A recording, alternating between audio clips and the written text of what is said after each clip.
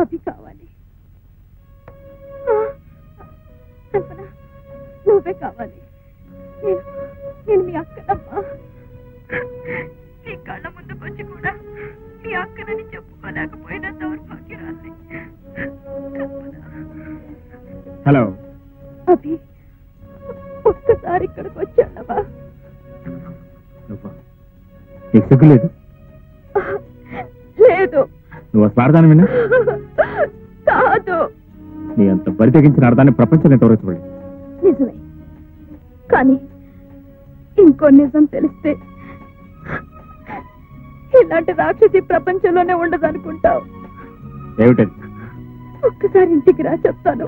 నేను రాను రాను రాను. మళ్ళీ ఎప్పుడు ఫోన్ చేయదు ఇక్కడ. ఇదే నా చివరి కోరిక, ఇదే నా ఆఖరి కోరిక కూడా.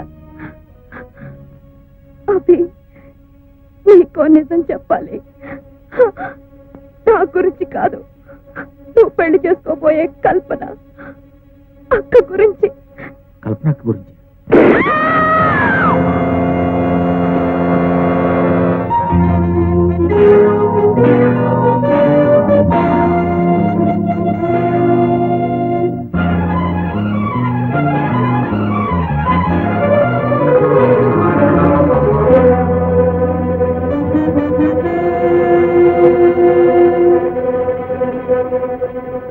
అభి,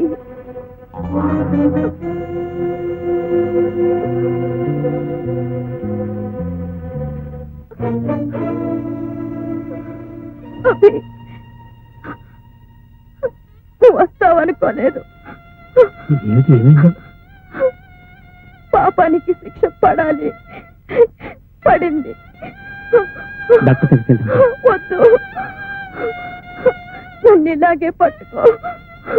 నీ ఒళ్ళో నన్ను ఇలాగే ఉండని. Hello, police station. కల్పన మీ చెల్లిలా?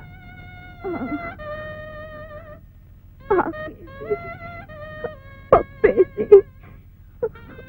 ఉప్పేసి నెయ్యేసి ఇవాళ చాలా ఆనందంగా ఉంది. నా చెల్లెలకి నువ్వు దొరికావు. I'm very happy.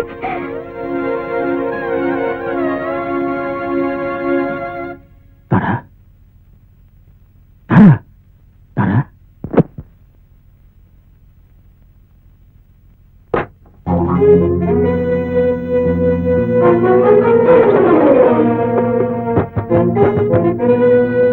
రండి ఇన్స్పెక్టర్, రండి ఇన్స్పెక్టర్, రండి. చూసారా నా భార్య? ఏమిటి, ఏమైందండి? హత్య చేశారు. ఎవరిని? మీ అక్కనే. అక్క? అక్కెవరు? తారా. తారా మా అక్క? మరి ఆ హత్య ఎవరు చేశారు? ఎవరు చేశారు, కానీ తెలివిగా నా మీద నెట్టారు. ఎవరు? బహుశా భర్త చేసి ఉంటాడు. తలుపు తీయదు. పోలీసులు అంతలోకి వస్తున్నారు. దొరకకుండా పారిపోదాం అనుకుంటున్నారా? పారిపోవాలి. పారిపోతే మీరే హంతకులని నిర్ధారణ చేసుకుంటారు. దొరికితే నేనే హంతకుడని శిక్షిస్తాను.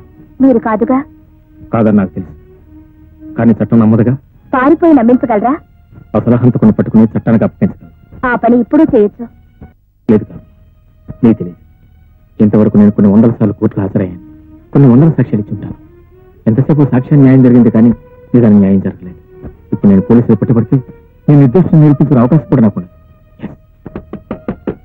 వద్దండి, మీరు పారిపోయి తప్పు చేస్తున్నారు. మీరు చూస్తున్న గుడ్డి లోకలాగే చట్టం కూడా గుడ్డిదనుకుంటున్నారు. మీరు మారిందే నిజమైతే పోలీసులకు పట్టుబడిపోండి. పోలీసుల నుంచి తప్పించుకొని పారిపోయేవాడు నా భర్త కాకూడదు.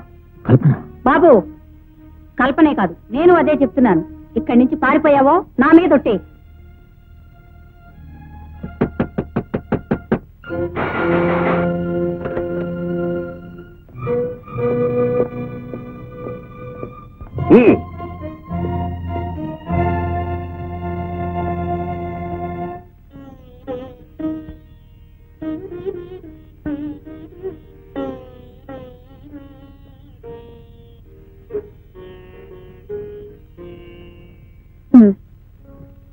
చెప్పండి.